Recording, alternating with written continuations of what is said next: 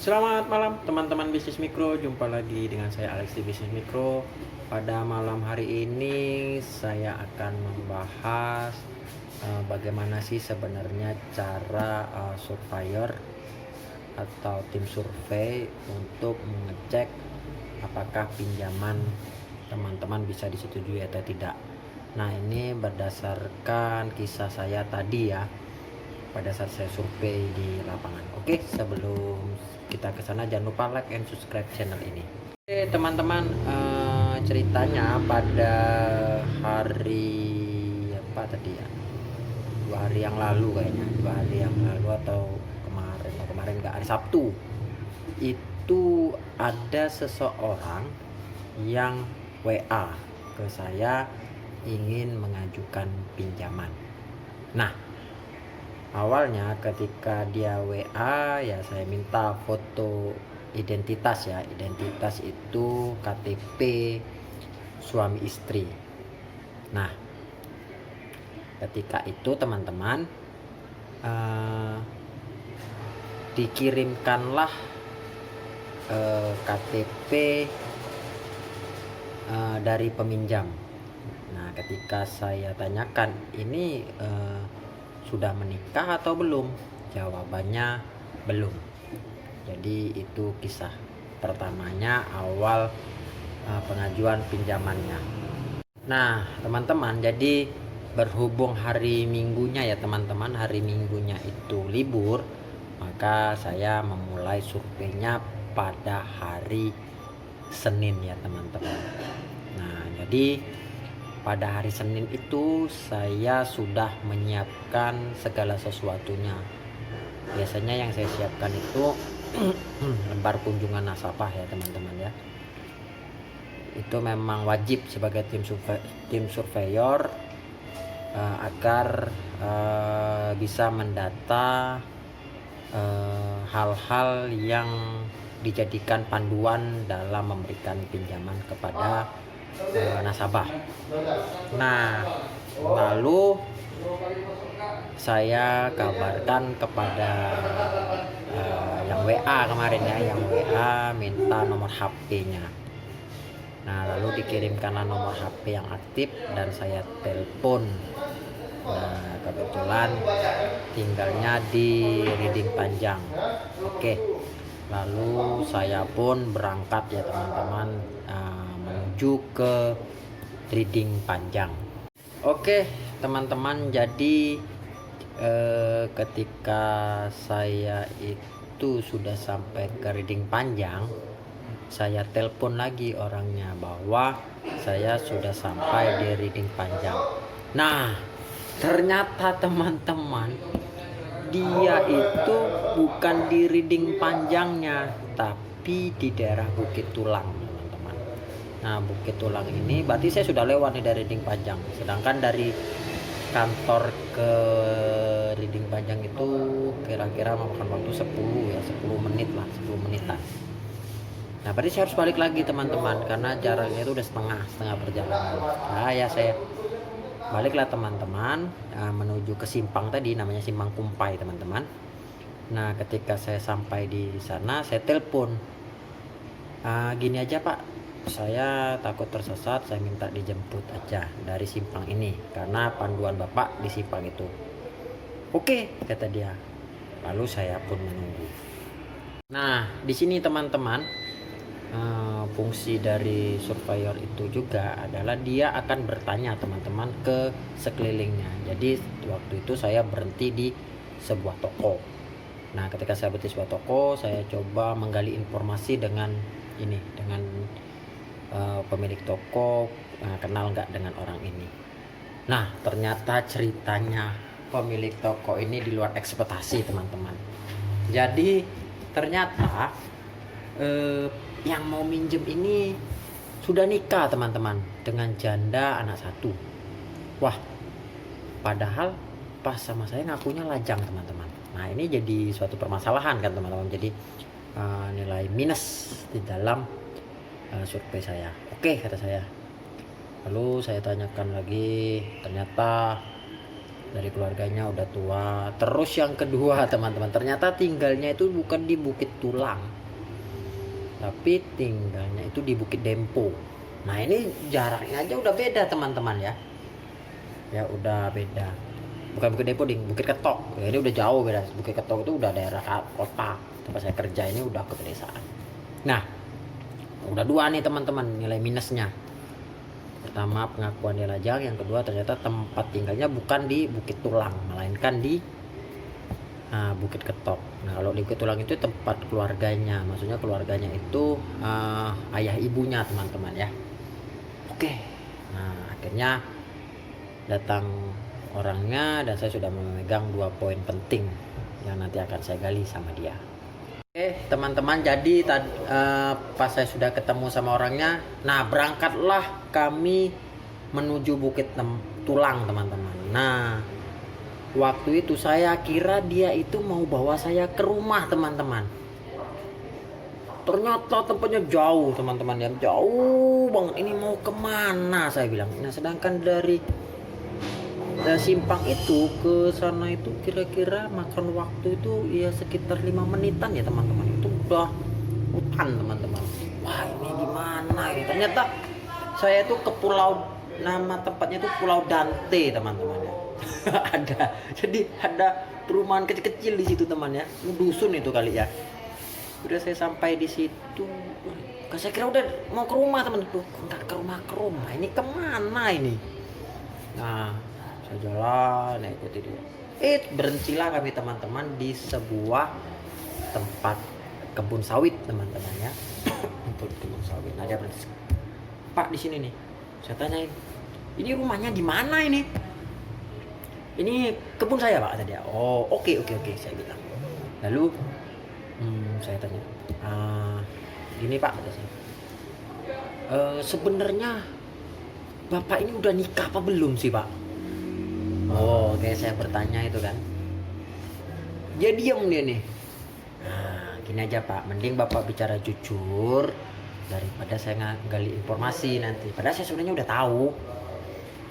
Akhirnya dia mengaku nih teman-teman ya, mengaku bahwa dia itu sudah nikah. Oh ya, oke saya terima kan. Kemudian saya tanya lagi, Pak Bapak ini tinggal di mana sebenarnya Pak? Nah itu pertanyaan kedua saya. Terus dia diam lagi. Sebenarnya saya udah tahu Pak Bapak tinggal di mana Pak, tapi saya ingin dengarkan dari Bapak. Dia ngaku tinggal di Bukit Ketok. Nah saya tanya, ngontrak apa gimana Pak? Yang saya bingungnya di sini, dia ngomong awalnya ngontrak. Awalnya lo ya. Udah 3 bulan ngontrak. Terus tiba-tiba diubah sama dia bilang tinggal di itu rumah, tanahnya rumah mertua katanya. Gitu teman-teman. Wah. Jadi ini ya melenceng ya teman-teman ya. Oke saya terima dulu ini, berarti sudah ada 3 pertanyaan nanti. Nah 2 udah terjawab ya, bahwa dia udah nikah. Yang kedua tadi rumahnya ngontrak, tapi ini ditambah lagi tadi dia bilang nggak ngontrak. Oke. Lalu saya tanyakan mengenai kebunnya ya teman-teman. Pak, ini kebun sawit Bapak ini sedikit, ini berapa penghasilannya Pak? Dia ngomong lah itu 300 kilo. Oke. Sekarang pertanyaan saya Pak, kalau 300 kilo itu Bapak panennya sebulan itu 2 kali atau sebulan 1 kali? Nah akhirnya dia jawab ya itu sebulan 1 kali. Oh ya, berarti itu udah poin saya. Lalu katanya ini kenapa Pak terbakar? Alasannya dia habis bakar ya. Oke saya terima semua itu alasannya. Lalu saya tanyakan, Pak istri Bapak ini kerja apa Pak? Lalu dia bilang bahwa istrinya itu kerja butik ya, butik. Berarti jual pakaian, dia ada kayak butik. Oke. Itu gimana Pak penghasilannya di tengah pandemi kayak gini, kan susah untuk menjual, apalagi di daerah seperti itu. Sedangkan di pasar aja omset itu bisa turun sampai 50% untuk jual pakaian. Nah Lalu dia bilang dia juga jual pakaian, tapi setelah itu dia nggak jual. Oh, jadi saya tanyakan, kalau gitu bapak kerjanya apa? Nah, dijawablah kerjaannya serabutan ya, nah, itu PTI, entah itu. Oke, saya terima. Jadi saya tanya, emangnya bapak mau ngaju berapa pak? Lalu dijawabnya 50 juta. Terus saya bingung, 50 juta. Dalam pikiran saya 50 juta itu bayarnya pakai apa? Nah, ini teman-teman yang maksud saya itu ya jangan besar pasak daripada tiang. Itu dari istri saya pak, dia bilang. Lalu kalau dari saya sih, saya sudah bilang pak sama istri saya, ya paling cuma 15 juta sih. Oke, terus saya tanya, pak, kalau segitu dari mana bayarnya pak? Nah, dia bingung nih jawabnya teman-teman ya. Sedangkan saya bilang teman-teman, kur ini bayarnya dari usaha. Jadi usaha bapak ini itu 300 kilo pak. Nah 300 kilo ini kalau harganya bagus 1.500 itu 450.000. Tapi kalau harganya pernah turun kayak setahun 2 tahun yang lalu 500 rupiah, itu cuma 150.000. Jadi yang hanya bisa dia pinjam itu cuma 5 juta teman-teman ya. Nah dia kayak gimana ya teman-teman, menolak kayaknya ya. Tapi ya saya, daripada dia nanti menjadi risiko saya nunggak ke depannya teman-teman, mendingan saya cari aman.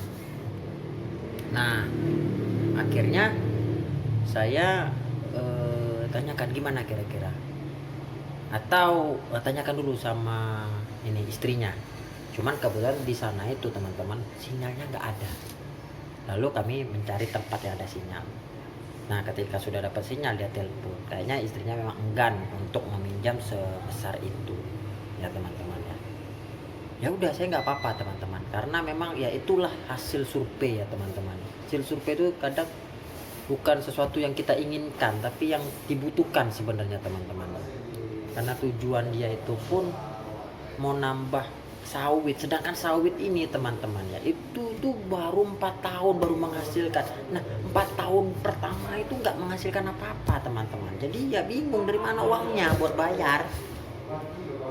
Nah jadi saya nggak mau ambil resiko, dia pun enggak. Ya udah, kita nggak jadi ke rumahnya ya teman-teman ya. Jadi dia akhirnya saya pamit pulang ya teman-teman. Nah pas saya pamit pulang teman-teman, yang kemarin WA saya WA kembali, dia bilang, Pak kenapa ditolak Pak, kenapa negasi pinjaman? Saya bilang, nah kan sudah saya survei, kalau nggak cocok gimana? Terus dia bilang, lah itu kan berdasarkan usaha Pak, emangnya kur bukan berdasarkan usaha Pak? Nah, saya bilang, ya itu berdasarkan usaha, sedangkan usahanya itu adalah usaha kebun sawit, hasilnya pun hanya bisa untuk pinjam 5 juta. Ternyata teman-teman yang saya survei tadi melaporkan bahwa dia nggak bisa minjem teman. Sebenarnya bukan nggak bisa minjem, tapi pinjamannya dikurangi teman-teman.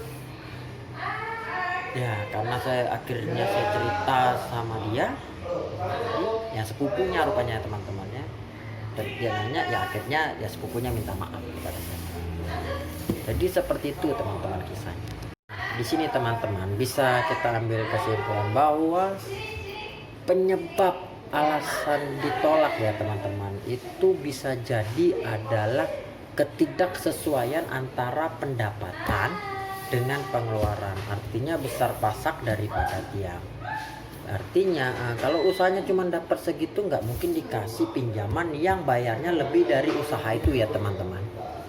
Seperti itu. Itulah salah satu penyebab ditolak. Kemudian yang kedua yaitu bisa jadi teman-teman karena image tadi, ketika yang diceritakan itu tidak sesuai dengan realita di lapangan ketika pengajuan ini jadi masalah teman-teman. Ya, ini pinjaman kur ini bukan pinjaman yang berdasarkan jaminan. Kalau jaminan itu pegadaian. Jadi itu ya teman-teman. Saya harapkan nanti ketika teman-teman mau meminjam atau apapun ya ngomong apa adanya teman-teman. Ya jangan sampai nanti besar pasak daripada tiang teman-teman. Karena untuk minjem itu gampang, tapi mengembalikan itu susah, dan itu sudah terbukti teman-teman, apalagi di kota-kota besar teman-teman. Jadi seperti itu ya teman-teman ya. Nah, semoga ya teman-teman video ini bermanfaat bagi teman-teman semua, khususnya yang mau meminjam dana pool. Ya, ada saya harapkan nanti pinjamannya sesuai dengan kebutuhan dan tidak terjadi tunggakan. Oke, demikian dulu ya teman-teman. Sampai jumpa di video berikutnya. Jangan lupa like and subscribe channel ini. Thank you teman-teman.